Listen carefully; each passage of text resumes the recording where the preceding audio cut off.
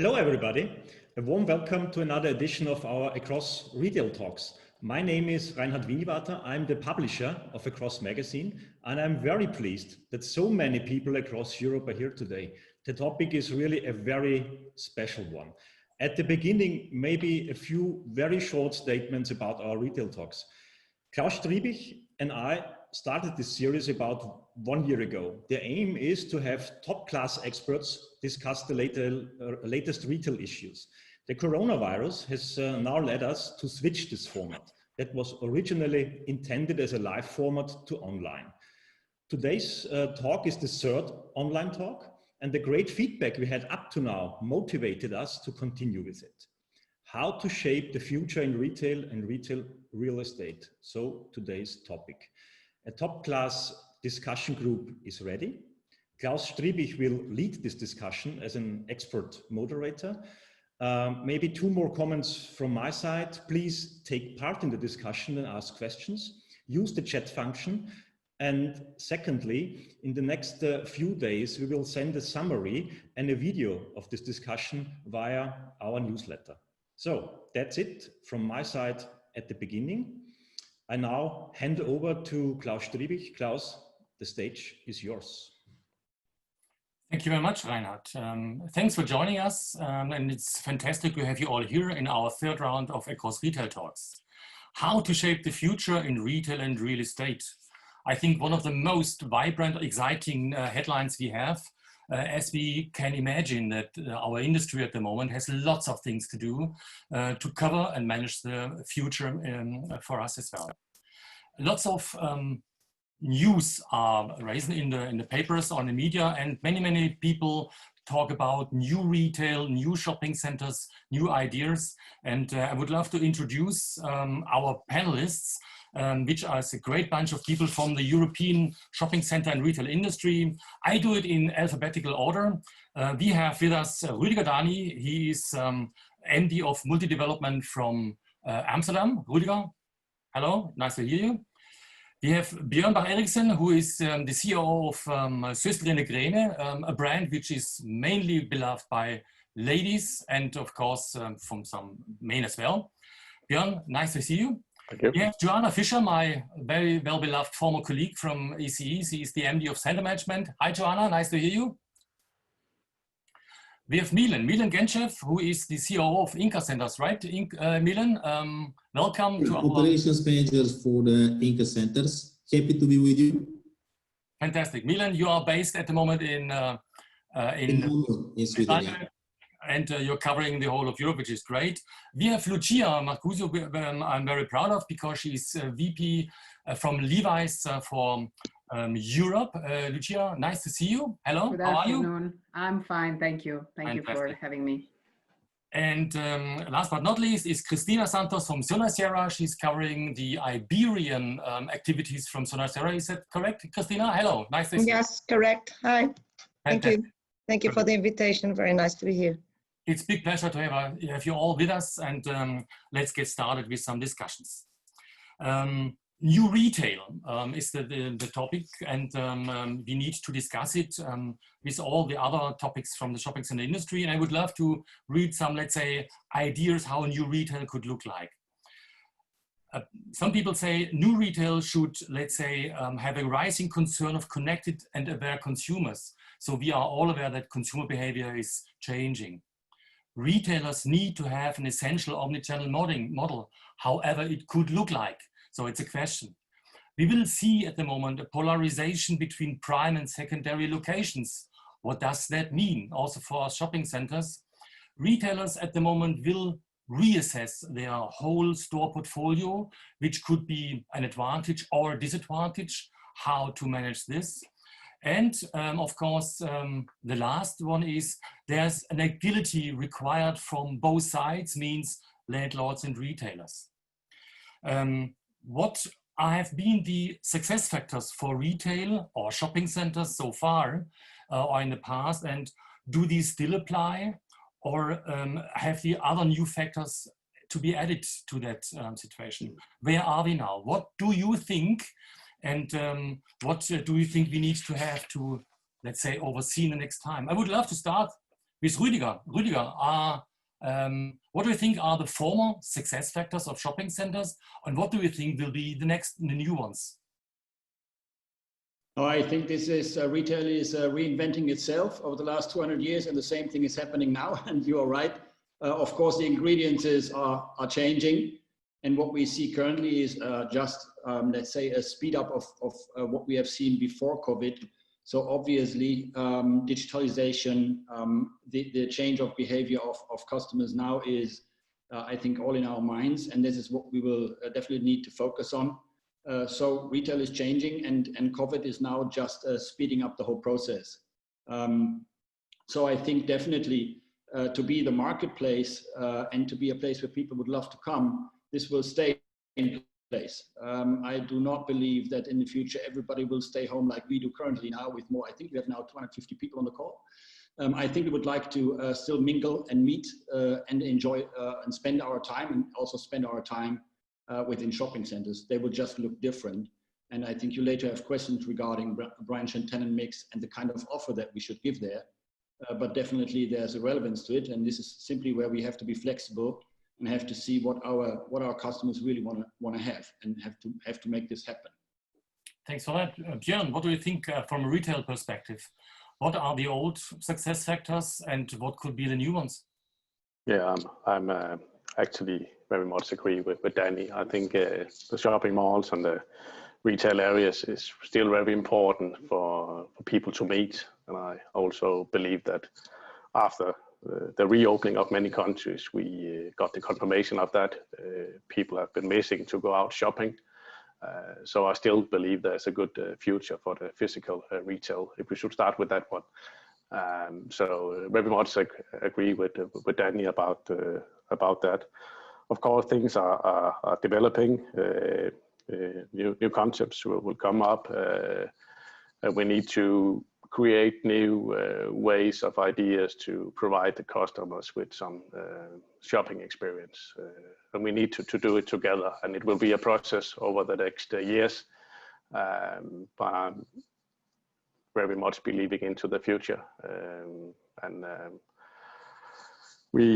It's very interesting with all the online development, and people are starting the journey on the phone. But personally, I also believe there will come a trend against all this. It's not very good for the kids to spend 4 to 5 hours per day in front of the computer. I also think, yeah, there's a future to go out, learn, and we need to find some clever ideas to do so.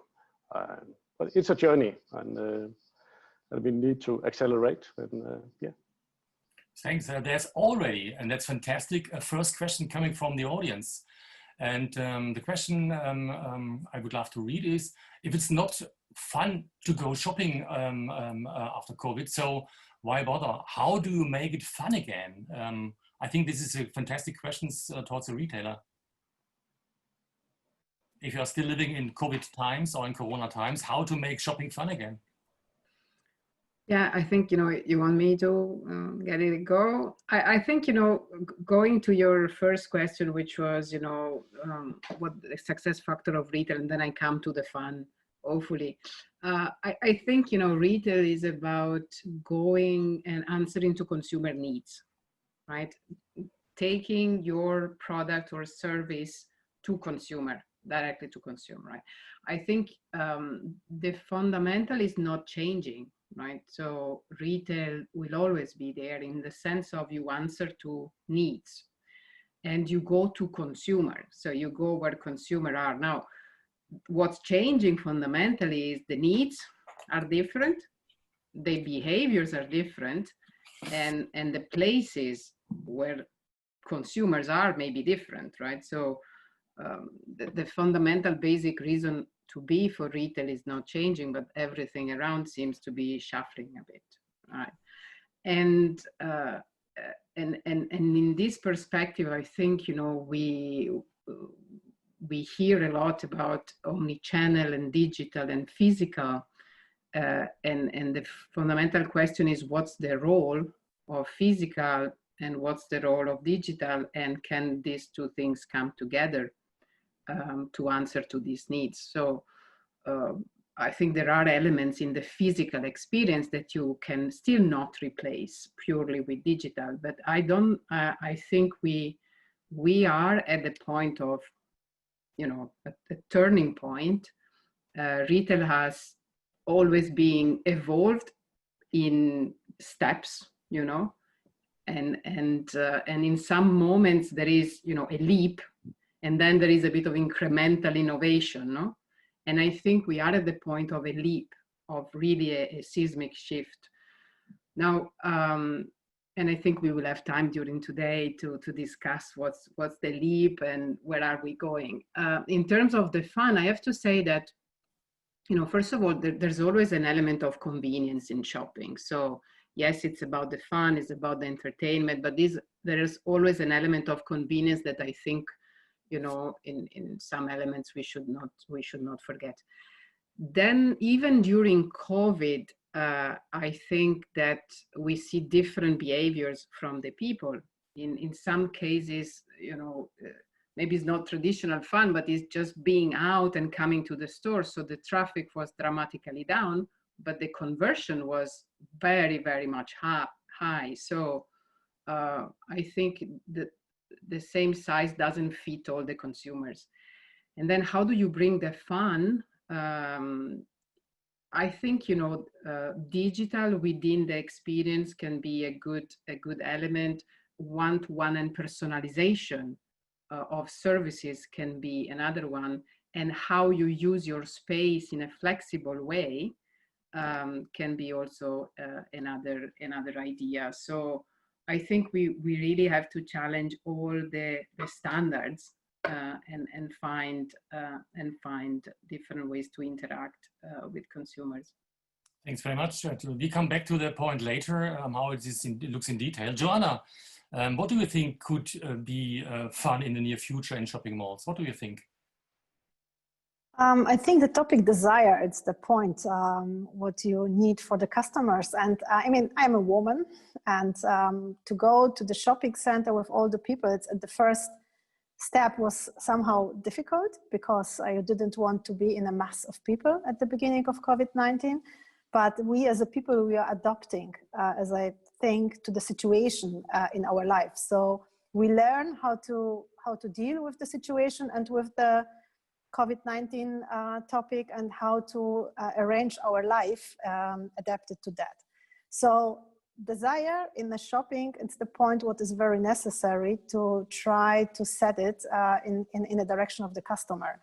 And the sentence, I'm a woman, it means I love clothes, and I can't imagine that I will never buy shoes, or something like that. So it means it's a topic of that, why I will do it, and when, and how is the possibility to do it. And this is, of course, the topic, how the retailer are dealing with the situation, and also we as a shopping centers. So we have to make an environment what is somehow healthy and safety for the customers, that they feel safety there. And the retailers had to prepare really good service.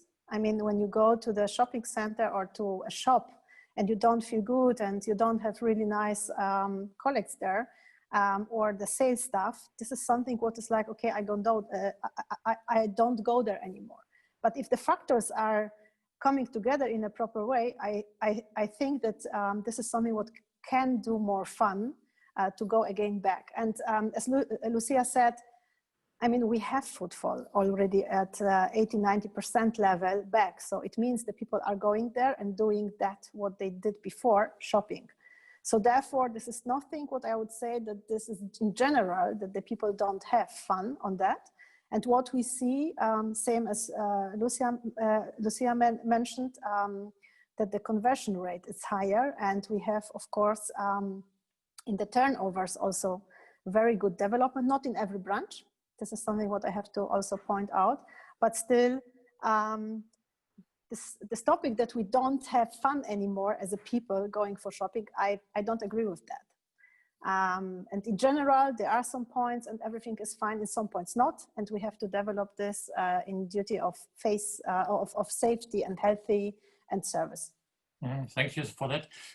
What does it mean in detail, Milen and Cristina? Maybe Milen, do you have some additional remarks how this could look like for the customers or for your operations? Do you have any ideas, any views on that? Yeah, indeed. I think maybe a little bit touching on the first point and first question, certainly that shopping centers so far have been very much built around the community needs with a mix of flexible offering that complement each other, embracing, of course, digitalization, sustainable and healthy living. And I have also believed that most of these trends are continuing, and the current situation is basically accelerating some of them. Like one very important is, of course, digitalization, and how also the shopping centers can be part of this new and developing e-commerce ecosystem. When it comes to the fun part, maybe I would like a little bit to add another element. It's also about the purpose. We in Inca Centers believe very strongly that together with convenience, also healthy and sustainable living, and really embracing the community needs and addressing those is something very important. This is the purpose which is really bringing a lot of people who are making cautious choices about the places that they are going to choose. And therefore, for us, that's really one of the important topics that we are focusing, again, because we believe that more and more of the humanity and also of the customers are driven by cautious choices around the purpose and the brands that they are interacting with. When it comes more specifically to the fun part, I can just share an interesting experience we have just launched in one of our centers in Russia. That's in Rostov. We have launched actually an app which is providing a gamified experience with augmented reality. Basically, kids, teenagers can gather a certain labels in the center, and then they're getting a different type of prices. That is combined with elements exactly of sustainability and learning how to live healthy and sustainable life. So basically, by combining the fun and game part with a certain edutainment part, and at the end of the day, getting surprises in terms of different interesting offers and possibilities, has proven to be a good way to engage with the customer. So that's just an example I would like to share. And again, again to emphasize that together with the fun part and convenience, the purpose and what the brand stands for will be very important for the future. Thanks for that, Cristina. People from Spain and Portugal are very, very, let's say, open-minded and like to be together with people in the community. Some additional points from your point of view? Yes, we are very Latin, so we like very much to be together, to socialize. So I think one of the things that is very important is that we are learning about this virus every day, and this makes all the difference. We came from paranoia and a state where we closed at our houses because we didn't know exactly what we were deal with, how we should deal with, if we should use masks, if we should not use masks, gloves. So there were different measures coming from the governments in every country.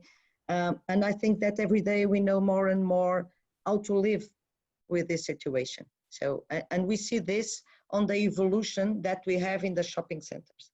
We see on our traffic, we see on the number of visits, we see how people now are visiting shopping centers. Now they are coming again with their family, again with their friends. What they have to know is, first of all, us as shopping center operators and managers, we have to provide quality measures concerning the safety concerns of our clients, employees, and so on and so forth.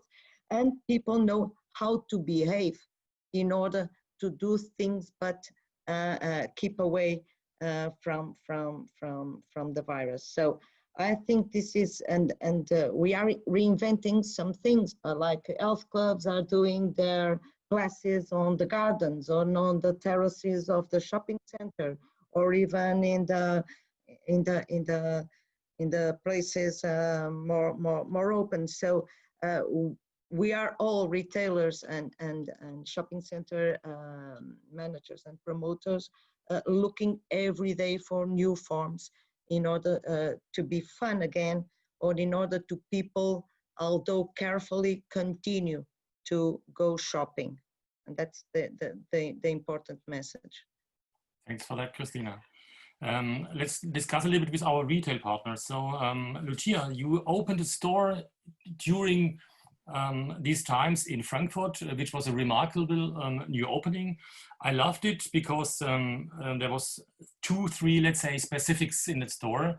I think you can explain better what embroidery service is, or what kind of locality has put into the store. You opened the new Levi's store in Frankfurt. What was the difference from this store to the past concerning all the other things that happens at the moment? Yeah, sure. No, it was one of the projects that, you know, we managed to go through even through COVID. So of course it was, I mean, as everybody else during COVID, we had to change completely our ways of working and going from work from home and, you know, work with tools like what we are doing, right? So the full design and planning and, you know, what was done digitally. I think, you know, we opened in Frankfurt city center. First of all, we moved to the tile and we changed the look and feel of the store. So still we refit and we have a new look and feel and a more modern look and feel that want to show better our assortment in terms of women and men and the fashion fit that we have compared to the past. So it's a new approach based on consumer insights. Okay, there's a lot that we have been doing in these months about consumer insights and data. And we have invested a lot in data analytics to understand what consumers want, how they want to shop, what they want to find in store. So I think the assortment is tuned based on what we learned. Just to give another example, this season, for the first time, we applied artificial intelligence in defining our sales strategy. So we had some stores that were running the sale based on what we normally do, and we had a test stores where we let the algorithm calculate what was the best approach for the sale. So, I mean, a lot of this intelligence is going into design, the assortment, in example, and the offer for the store. Then, apart from, you know, all the fact that it was developed on remote and through digital connection, the fact that, you know, there's data and artificial intelligence behind some of the choices, there is still a lot of a human component, because I think, you know, we need to amplify where we are physical, we need to amplify the human element and things that you can really do at best when you are in a 3D space. So, you know, probably, I mean, Levi's LS&Co is historically is a manufacturer, right? We produce jeans, and then it became a big wholesaler. And then it became a big retailer, and we are now the largest retailer for jeans in the world. But we want to stay close to our core, which is we are a denim, you know, manufacturer. And we went back to this idea of having craftsmanship in the store. So a lot of our stores have a tailor shop. And where we, you know, we cannot have a tailor shop, we anyway play a lot on this personalization and customization. And we do it for two reasons. One is because we know that consumers want to have a personalized experience. Even when they shop jeans, it's not so easy to buy jeans. You need to know your fit, the wash, the length, the waist. I mean, it's like buying a bra for a woman, which is, and you know, it's not so straightforward, believe me.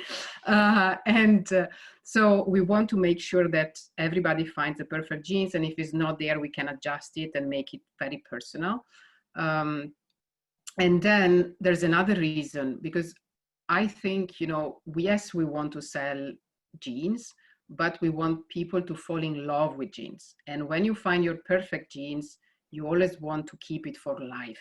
So we want to make sure that if you you know, if you break it, if it's, you know, consumed, you can come back and you can get it repaired.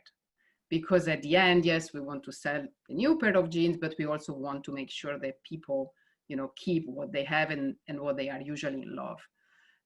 So that's the reason behind the tailor shop. And we have a version of tailor shop that, you know, in the big flagship, it's a huge space. And where we don't have so much space, we have a version that offers embroideries. So in example, you can go in my tile and you have, you know, you can choose your initials, you can choose your design, and you can get it embroidered in your jeans and other, you know, kind of very, you know, manual and craft things. So that's a bit, you know, an angle where I think, you know, we talk a lot about digital is the right thing to do, but there are things on the physical that we want to amplify as well, such, you know, these things or customer service in general.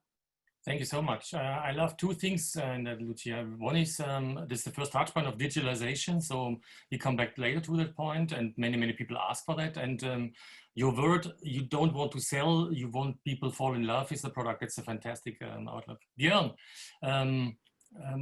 Cristina is one of the brands which are most beloved by ladies, especially in Denmark. What was your point of view on how to, let's say, cope the situation, how to manage that in these days? Yeah, of course, it was a very difficult situation for all. We got some indications quite early from China in December, and first our fears was concerning deliveries of products for the spring, and so we didn't have any imagination that this should hit Europe as it did later on. And then we heard the news from our friends in Italy. And then we start to prepare a little bit, but it was still too early to make the big task forces because we didn't knew what was coming. But we created some different task forces and informed our stakeholders about the situation. And when the lockdown came, we start to prepare the reopening again. So we looked at what the big supermarkets did and started to create some kits that we could send out to the stores when they reopened again.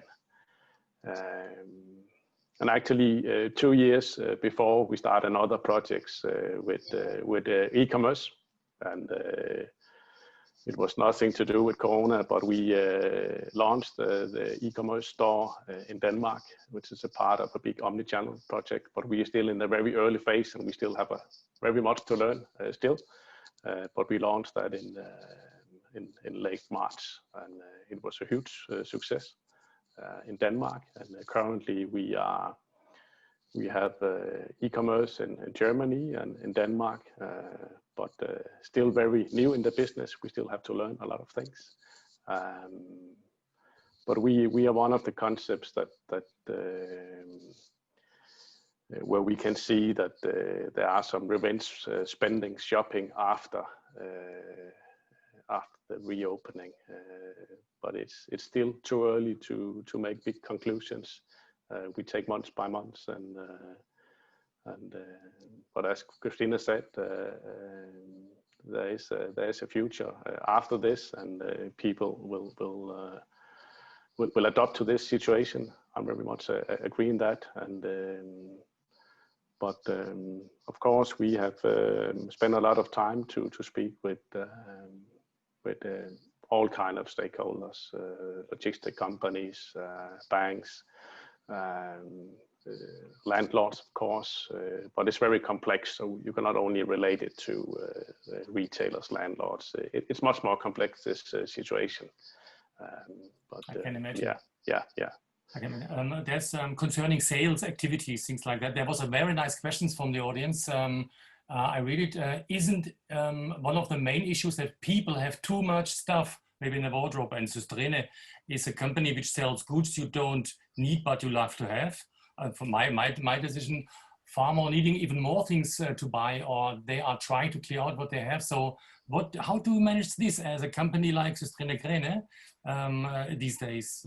Could you attract the customers to buy online or offline, or are there additional offers or services from your point of view? No, we're trying to see it as one channel and to create a good shopping experience for the customers. So, but it's still the early phase for us, and we are not still digital experts. We're trying to create a good shopping experience for our customers, our guests, and that's our most important goal in this business. And we have, as you said, many customers that like the concepts, and yeah. Right. Let's come back to the digital examples a little bit later. Another nice question was from the audience, whether there will be a big change in the branch and tenant mix compared to the past. And he would be interested in the opinion how the tenant mix will change in dominant locations, such as shopping malls, which branches will play a new or major role as a footfall anchor, and which kind of additional services or leisure offers are needed. Maybe Milen, could you, do you have an opinion on that? Yeah, absolutely. I can share how we in Inca Center see this, and that's very much connected also with our whole vision of creating meeting places, so a place where beyond shopping you can be entertained, you can socialize, you can learn something, and also you can make sports, but also you can even work. So I think more and more elements related to, for example, co-working services that we have introduced, like hands-free shopping in a number of our centers, will be playing an important role. Various entertainment and pleasure concepts will be also a very important part. And of course, that has to be seen exactly through the new normal, which the pandemic is bringing in. Our possibility to socialize at work is now to a big extent disappearing. Many people are preferring to work from home, and then this need to still meet, to be out, to have a fun day even with the kids and the family will be extremely important. And I think the choices can be exactly in the direction of the shopping centers, which we in our concept are really driving towards meeting places. Another very important element of this will be the outdoor area. We have already experiences with parks or also bringing more possibilities to interact with the customers out on the parking lots, or also in areas which we are developing, where you can have a walk, where you can also do some sports and hobbies.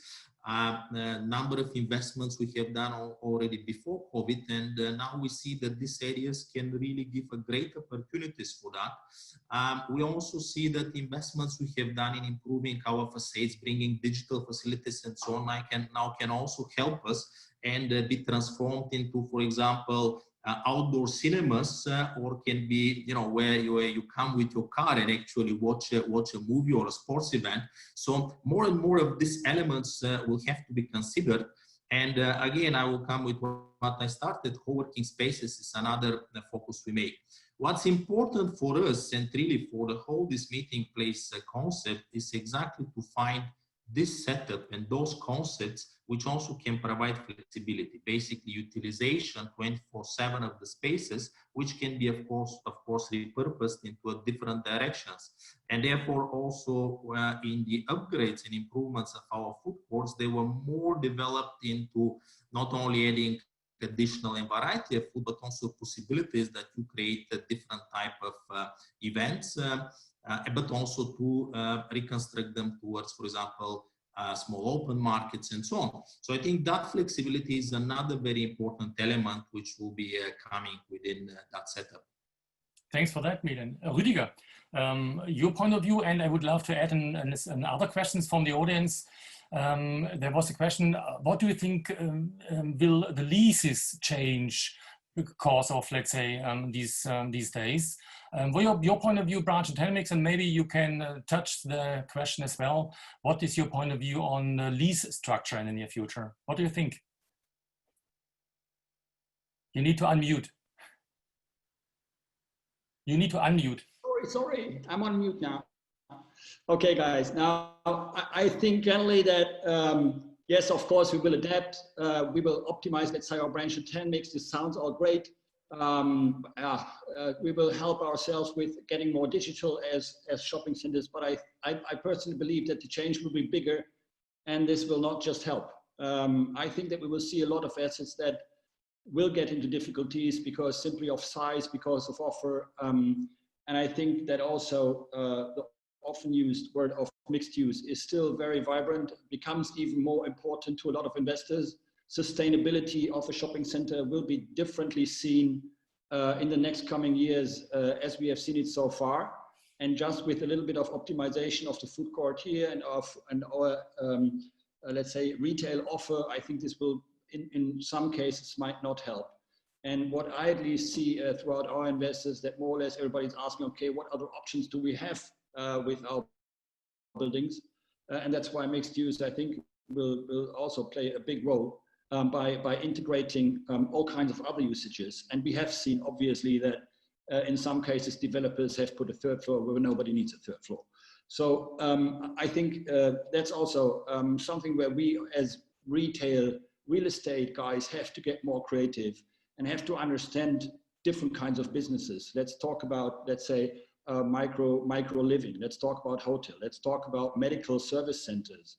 And these are businesses we need to integrate into our buildings, actually not knowing their business. So we have to, I think, learn and understand how this works and how this can be a benefit to the investor in order to really, let's say, keep and enhance the value of the asset. So it's not just the branch and tenant mix. Everything's said right, but I would like maybe to add that mixed use is for a lot of assets quite important. And what we see now in the crisis, and it's also quite interesting, and I think Joanna already said it, the convenience more related shopping centers with a big hypermarket and actually not really fancy, and they don't have the nicest, and they didn't get any architects awards, and they're even in the countryside. But these were the first ones that came back. These were the first ones that hit their 80%. These were the first ones where our tenants, fortunately, were not so much complaining.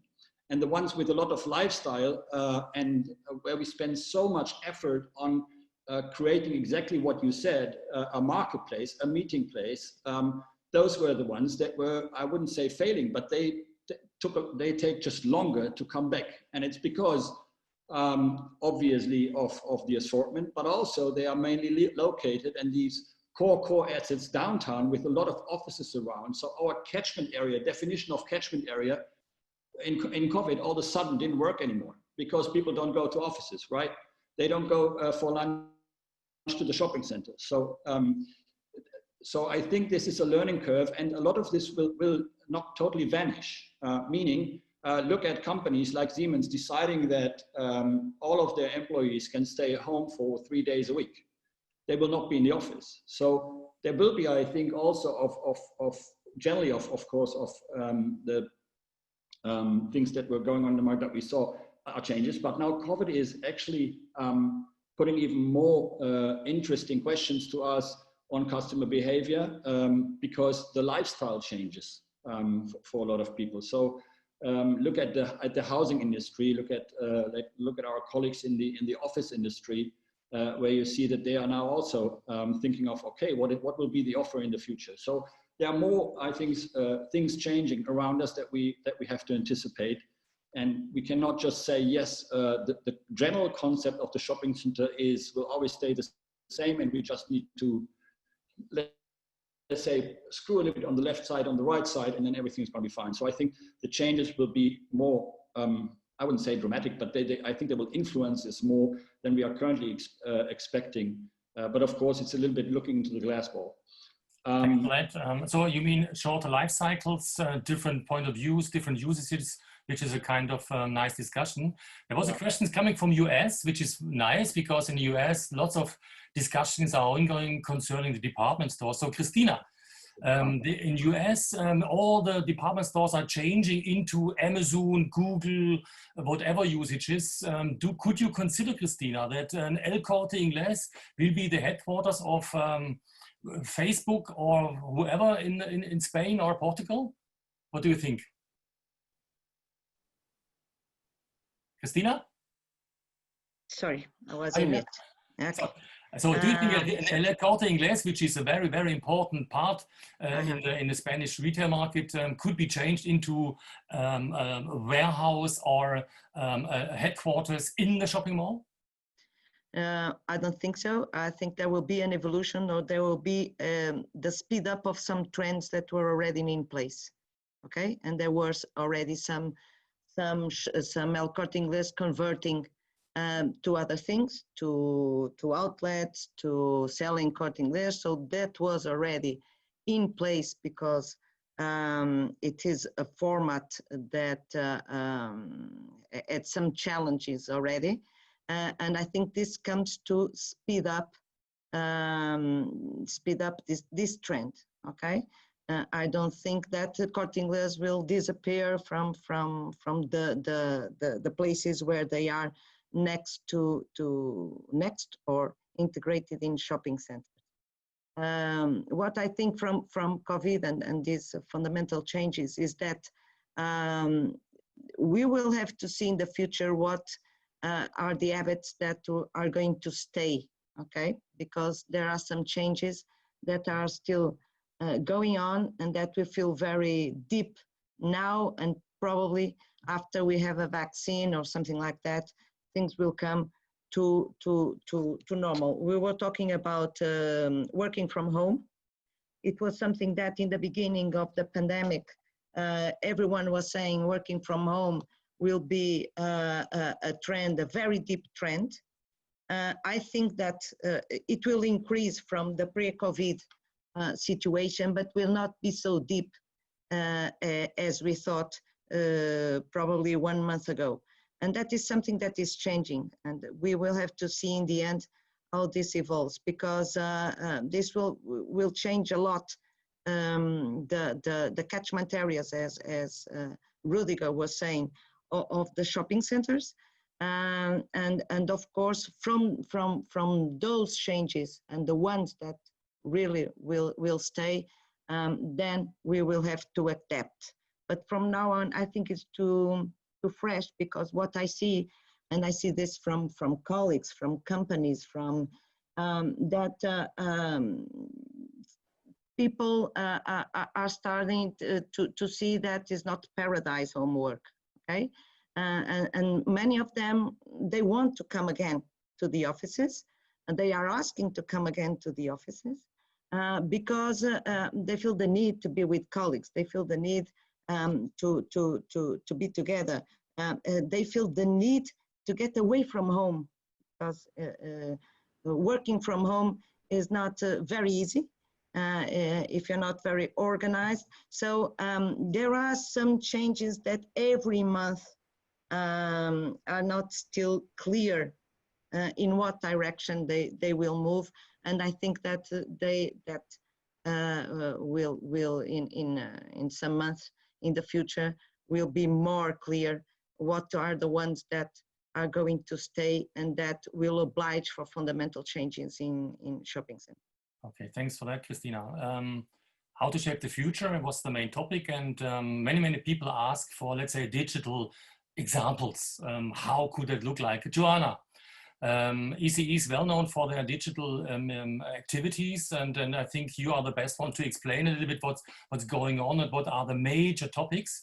And if you could give us some examples how a digital mall in combination with the retailers could look like, would be fine. Yes, of course, I can do it. At first, I would like to say that maybe it's at the time that we all are saying that we don't speak about shopping malls, we are speaking about marketplaces. So this is how we want to shape the future in the future. And what is the difference? What is the difference? The difference is really clear, because shopping center is connected to retail, and marketplace is connected to that what customer needs and desires. So it means it's mixed use topic. I'm completely very close to Rüdiger. So you have to think what kind of offer you have to add. So it means we believe in retail, we are staying for that, but we have to think all together how to combine offers to make it attractive for the customer. And this is the physical world. The digital one has to be connected to that. And shopping center at first, or marketplace, it's a location. So if you have a very good location connected to the needs of the customer, so it means also a neighborhood location can be a very good one. Then you have to think what can bring the customer at this place, and you have to offer this. And for the future, the physical offers are retail, playing, gaming, living, working, whatever what. It means we have to need to know at first the customer needs, and a second one to have the know-how to develop this at the site for the owners. In the digital way, it means we have to connect the offer into the digital world. And for this, we developed in 2014. We started with that, our digital mall, and started with a pilot in 2016. So it takes really a long time to make a setup which works. Afterwards, we went to the market and spoke to a lot of retailers, so intensive, and could really now bring the digital mall to, I think we are then in more than 50 centers in Germany, that we have this digital window at first. And the retailer are connected then with the offers. There are more than 70 retail partners, and not just small ones, also a big chains with a lot of shops. And more than, I think something about 700 stores or 60 something, and 2.5 million products, what we can show in this digital window. So for the retailers, it's the first possibility as a group to make a local availability of products really visible to the customers, because the customer knows the places which we allow to manage. And if they are searching for products, this is also very good for the retailers to make it in a group, that the customer are going to a website of the shopping center and can find all the products at one place. Of course, we know now the needs of the retailers, how to make it. And what I see, it's of course a big challenge for retail to digitalize. And the structure of the retail, it's a very few cases in a really done in a proper way, because they started to develop online shops totally separately from the physical world of products. And to connect both are really, challenging thing. Could you explain that a little bit more deeper? What are the real needs, or what are the basics you need to start with the digital process? What do you need as a mall operator that the people do not have to move to Amazon or other platforms, that they just be in line with the malls online and offline? What is the need from retail side? I mean, the first point, they will move to Amazon and other big platforms. This is too late to say that we can develop something what can be against those big players. But we can develop something what is for the local market, regional ones, and the shopping center are regional ones. I mean, those shopping centers which we are managing for the investors. So it means they have a community, and the community have a really loyal customers. In average, there are 70% of customers in every catchment area coming to our shopping center nearly once or twice in 2 weeks, or once per week. So it means they are still there in place, and they are involved and interested in the community which is there. And this is something what we have to use. So they will go to Amazon, they will go to Otto and the other platforms, but still you can, this is what we think, we can develop a platform for the retailers in a shopping center to be visible. And we developed this together with the Otto Group. We are a very close relationship, as everybody knows. And together we started to make connected commerce. So it means that the company what we founded together, the Stock Square, it's a company who is providing the data and taking the data from the tenants and providing it in the right way to the marketplaces. So it means you can go with those data to digital mall, but you can also provide this data as a retailer from one hand to eBay, Google, Otto, where you want. So it's a little bit easy. Then you talk through one platform to all those platforms, to all those marketplaces. Then you do it with case by case, and then you have to adapt to the needs what the digital platform has. This is something what we try to help the retailers. It means they should want to have it, the first point. And of course, there are a lot of investments because as we see also a really biggest player at the market, they are sometimes in big problems to make the local availability of products really visible because they don't have it. And this is something what is really structurally for the retail, the biggest issue. So I'm very happy about this. And in Germany, we are thinking about programs directly from the government to set more help for the retailers, to help them to bring the products to the digital world, because for the customers, you need both.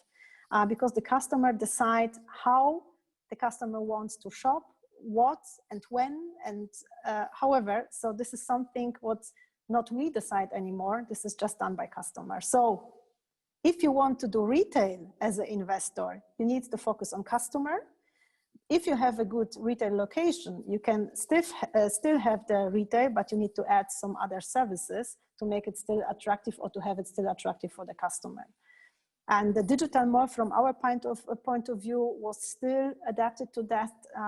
We are on the side of retail, the cooperation, relationship. This is the most important thing, what we see, and we want to do it together. Therefore, we are pushing this, and have a lot of new cases with Google, with eBay, with Limango. The last one was also done with a retailer, and this retailer could do through this connection really good profit at this in those days, that the products were visible, the local availability was visible at the platform what we connected with.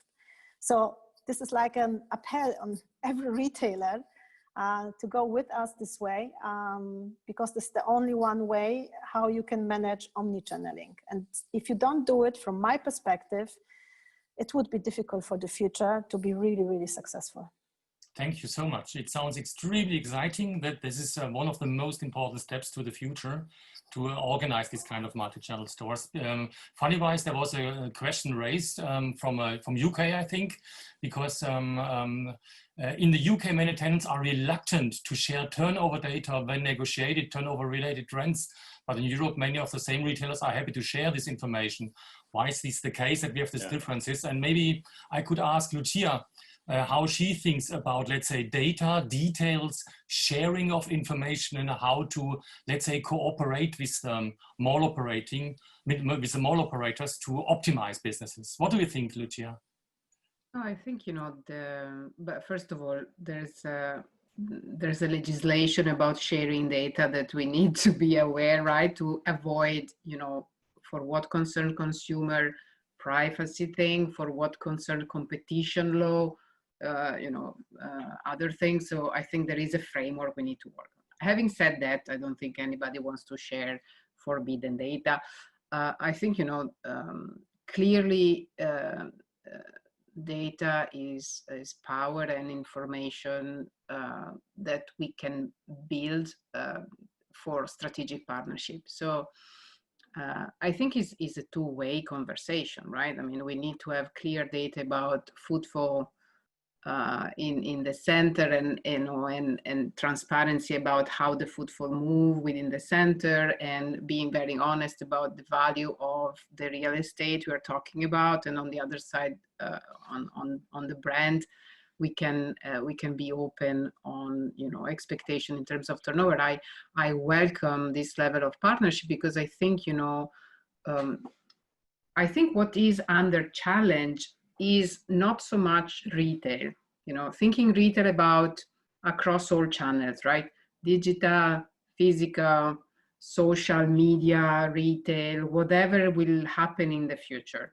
There will be, consumption, there will be a business to be done. Now, what's under challenge is how do we share, how do we, where do we recognize the revenues and the profit? That's under challenge. Even within one company, where you have a retail division, a wholesale division, a digital e-commerce division, right? If you think about the world of the future, it doesn't really matter where the consumer goes and shop. If they buy online, if they buy in store, if they just showroom in your store and they buy, I mean, it doesn't really matter as far as you as a brand, as a retailer, you attract them, you create desire and you engage. And at the end, you know, they want your brand. Now, but, you know, how do you consider this profit pool as one pool rather than being channel driven? It's a huge organizational shift, a mindset shift within one company. And in one company, one corporation, I mean, you should have one goal, right? When you go one step further, which is, you know, thinking about the marketplace, right? And extending to wholesale and extending to shopping mall and landlords, right? If we consider that this is a big strategic pools of stakeholders, I mean, the concept is no different, right? But I think it will take a long time before we are all comfortable in really setting up long-term strategic partnership. And I think a lot it goes into, you know, what's the mindset, what's the readiness of the different organizations in getting on board on the challenge and how we see the future. So I think, you know, the data sharing is one element, but I think you need to have a fundamental strategic alignment first that you are, you know, going towards the same goal. So, do we have any examples for additional cooperating models in mind, Lucia, which would you love to address to our colleagues from the shopping center industry? But I think, you know, I mean, the simple one is variable rents, right? Or rent linked to, you know, and, you know, my colleagues can say the other side of the story, of course, but apart from the economics is cooperation in terms of putting together an offer for the shopping center that is meaningful, that is edited, that is not just whatever player is, you know, is able to pay the rent, but is curated assortment in a mall, a service that is meaningful towards the consumer that we target, a marketing that speaks to the values of the brand. I think, you know, one of the things we are also seeing is more and more consumer, at least in our part of the world, right? Interested in values like sustainability, like diversity, like, you know, other things. So there are multiple elements beside the purely economical partnership that I think we could amplify in terms of, you know, the value messages that we send, joint loyalty programs with, you know, really meaningful partnership in terms of how we talk to the consumer. So I think best examples, I think we are, in example, with ECE, we are part of the digital mall. It was a journey because as well, I mean, we are also a 150+ year company. So from an IT interface, I mean, this is all beautiful, but to get it done, it takes a bit of an effort. But at least the strategic intent was similar, was, okay, let's connect to the consumer, let's give them a wider window and bring them in the store and partner. So I think this is a good example. We don't have a factory outlet malls here present here, but there are some big players that are really active in this kind of partnership. So I think, you know, we are just starting, we're just getting started. Right. And I think the COVID, someone said it before, is just accelerating everything by 10 years. I mean, we have to leapfrog and we have to be agile and probably, you know, speed up. Okay, let's address this question also to Milen and Rüdiger. Is there any, let's say, cooperating models from the shopping center side towards the retail side? Maybe you can address it also to Björn. If you like, Milen, would you love to start? Yeah, I can start, and I think during the COVID-19, for us, driven by our vision and values, we have taken cautiously the decision that we have waived the rents and service charges basically for all our tenants during the period of the closure of the meeting places. And I can certainly see that this decision, besides of course showing a true partnership and understanding and being, you know, together into that crisis, has also allowed us to open and really go forward on a number of topics which are really strategic and important with us. Topics around sustainability, topics around building and supporting and being part of the omni-channel environment for certain retailers, the possibility to bring also retailers in a really fast mode to our digital platforms. Like an example is Mega Online, which is allowing into just the first days of the COVID, more than 200,000 customers to interact with 600 brands. And another example I can give in that direction is the fast and accelerated launch of our Live at Online in China, which was also giving a great opportunities not only for transactions, but a certain entertainment, because what it is, it's basically a possibility, of course, to find the products and transact these products. But on a regular basis, every week, there were basically live streams where our partners from the food apparel, from fashion, from electronics, were basically bringing product presentations and product launches. It's extremely entertaining and engaging for the customers. And I think, again, coming back to the fact of showing a true partnership has allowed us to open many doors and many possibilities into all the different directions which are important for us. And that's something which I think has been one of the key success factors to see that after the opening of our centers all around the world, we were having a very small number, I would say a handful of tenants, which were not really opening at the first day of the opening of our meeting places. So that is another kind of indirect payback for the efforts and the partnership that you can show into difficult times. Thanks for that. Rüdiger, Lucia mentioned the kind of, let's say, variability in rents. What's your point of view and concerning also discussing cooperating models? Rüdiger, are you still here or? Well, I hope I'm not the only one who had quite difficult negotiations with tenants over the last couple of months. So it's not always been easy. I think it has been very intensive, but that's also positive because I think both parties were always very much with the back to the wall. No turnovers means, I mean, this is of course crazy for a retailer, and everybody understands that costs are going on, and I mean, it's just a disaster on one side. On the other side, then let's openly say most of retailers did not wait for us to give them a discount, but just didn't pay. So, and that means obviously that the cash flow of the assets were dramatically dropping.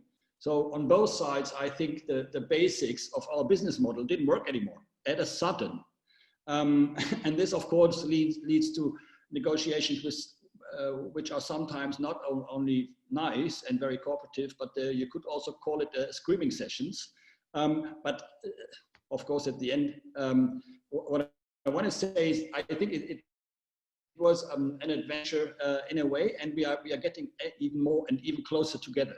I think even more now that retailers on one side and us as managers, and I think what is very important, to buy in actually the final investor. And so to get all stakeholders together and to understand the other side. I think this is super important. If we want to manage the future, we really have to understand that we need each other. It does not work if we just look at contracts and telling our tenants, look, this is what you've signed 5 years ago, but unfortunately we live in a totally different reality. So, and on the other side, obviously also tenants need to understand that there are bank loans on assets and banks want to have this paid, just to put it very pragmatic. So I think There we have been through, let's say, the last couple of months have been quite intensive, but I think this is good because it will help us in the future to shape our industry and to shape our leasing in the future and the business we do together in a better way. Also, not only, let's say, regarding sustainability and these effects, but really the real core of our business. And this will only, this obviously, and we knew this already before COVID, this will not only be driven anymore by turnovers, by physical turnovers in shops, because obviously online has become stronger. I'm talking to retailers because I see that their OCR is super high, and I call them and I say, man, your shop is really, this looks really bad. What's wrong? Can we help you? And the retailer tells me, no, everything is super. Everything is super. Yeah, so we have to get out of the thinking of the past, because the retailer simply says, look, I really, really need this store. I'm ready to pay this rent because I know when I close this store, my online sales in that region will fall by at least 50%. So what I want to say, it's a different environment, a different world, but you will not succeed if you stick to your old patterns of thinking. And I think this is where both sides, all sides, retailers, I think very important is to buy the landlords in, to buy the investors in, to understand of what we're actually doing there, and to get and to incorporate obviously the most important partners, our tenants, but everything based on actually what is going on with our customers, because this is the base of everything, right? So that's the starting point. But then all the stakeholders that are around it, I think they really need to cooperate, sit together, and come to, let's say, solutions which are considering the most important and vital parts of the business of each partner, because otherwise it simply doesn't work. And I think there we have also seen some really, really, really good examples. I'm looking at Milan. They have been very, let's say, forward thinking and were very quick in the market and could support their tenants. Other investors have acted totally differently, up to the extent that we take you all to court.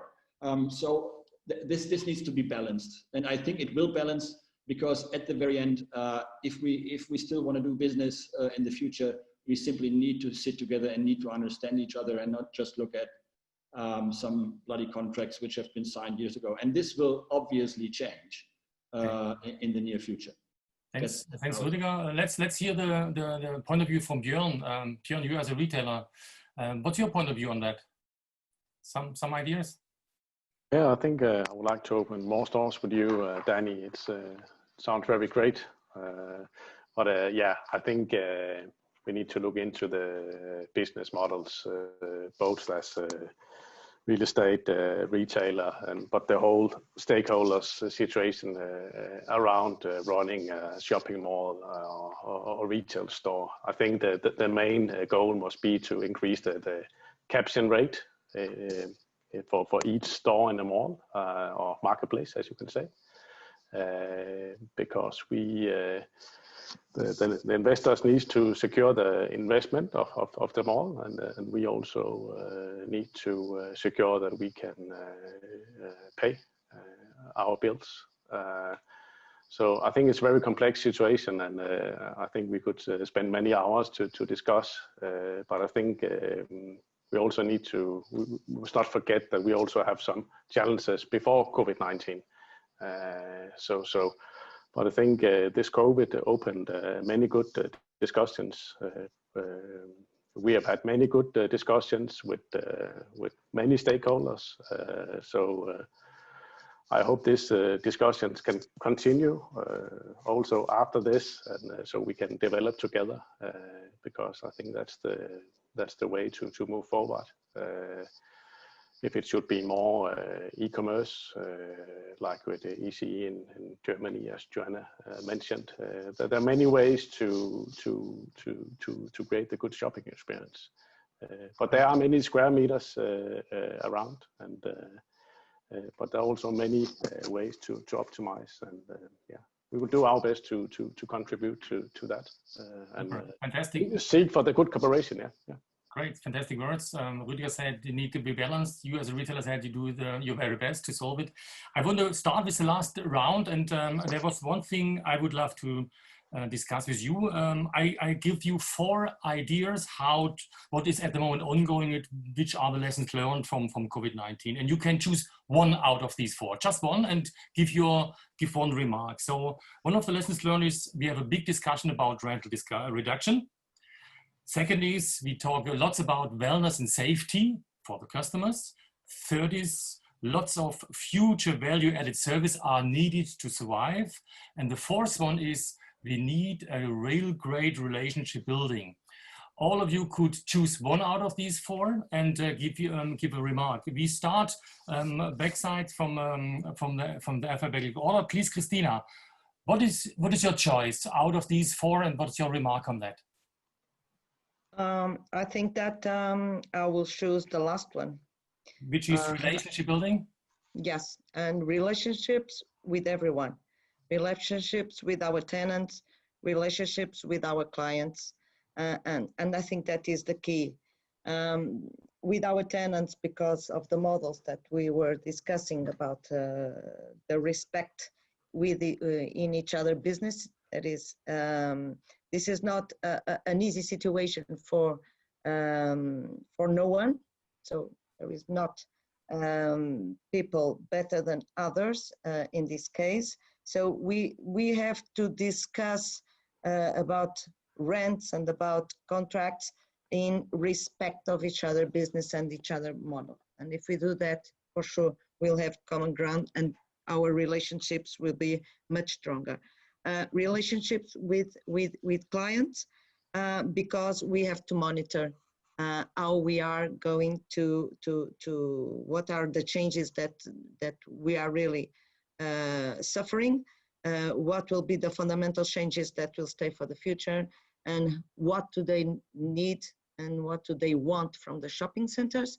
And we have to be very clever on capture that and adapt ourselves, our mix, our services, and our strategies to this. So I will definitely choose the last one.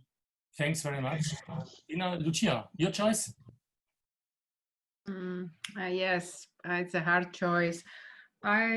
Maybe I would go for the wellness and safety. Okay. I think, there's, and I'm starting from the consumer, I always would start with the consumer, right? What do they care about? What's meaningful? And wellness and safety, it's just beyond the virus, but is just to build a state of mind that makes people safe, because then when you don't have to to be concerned about that element, then you can think about shopping. Otherwise, nothing comes first. So I would expand it just beyond the hygiene measures and take it a bit more general. And as a principle, I would always start with the consumer. So what consumer wants, we have to start from there and understand what's going to be relevant, what are the behaviors of the future, expanding a bit on what I think Cristina was saying, health and safety also for the people working in the environment. And this is, the people in the store that have been under a huge pressure in the past months. First of all,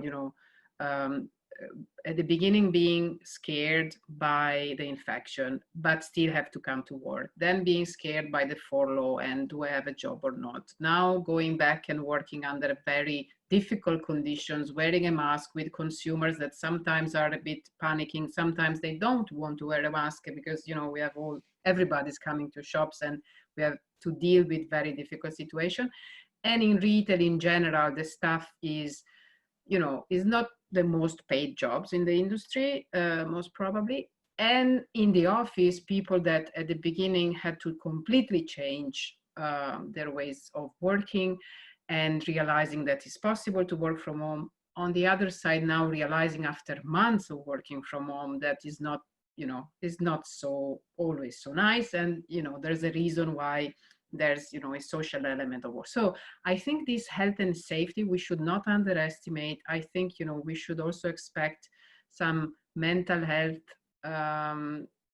consequences and stress, and that can have an impact. And I think we should start always with the people.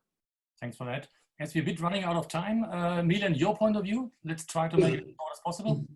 I would go for the relationships. I definitely believe that this is something on which we can move forward. And probably I would just want to add one thing based on sharing common values as a prerequisite to build also those relationships, and with the true really intention to build win-win. And that's certainly, you know, covering our partners, customers, very important, our people, and the people not only working for the shopping center management, but for all the people working in our meeting places. And last but definitely not least, also a partnership with the community and addressing also the big issues of today. Thanks for that. Joanna, your point of view? So sorry, I can't decide for one. It's my problem, because for me, all there are connected. Because if you want to have good relationship, you have also to agree about rental level.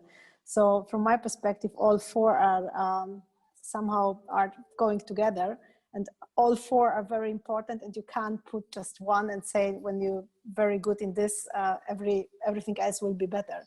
So therefore, all four in mind in the near future. I would say all of them. And then if you agree on everything, you will get also good relationship for the future. Then you can shape it somehow. Super. Thanks for that. Björn?